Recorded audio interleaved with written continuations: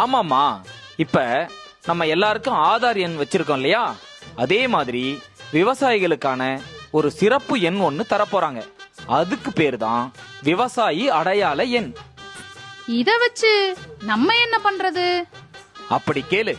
இந்த விவசாயி அடையாள எண் வச்சிருக்கவங்களுக்கு தான் இனிமே பிரதம மந்திரி கௌரவ நிதி திட்டம், பயிர் காப்பீடு செய்யும் வசதி போன்ற அனைத்து மத்திய மற்றும் மாநில அரசு திட்டங்களும் எளிதா கிடைக்க போகுது. அப்படியா? இந்த எண் கிடைக்கிறதுக்கு நம்ம என்ன பண்ணணும்?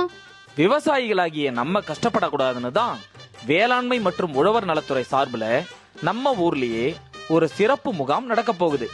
அந்த முகாம்ல நம்மளோட ஆதார் அட்டை, நிலப்பட்டா, சிட்டா, ஆதார் எண்ணுடன் இணைத்துள்ள கைபேசி இதை எல்லாத்தையும் கொண்டுட்டு போனோம்னா அவங்களே நமக்கு விவசாயி அடையாள எண்ணை பதிவு செஞ்சு கொடுத்துருவாங்கம்மா.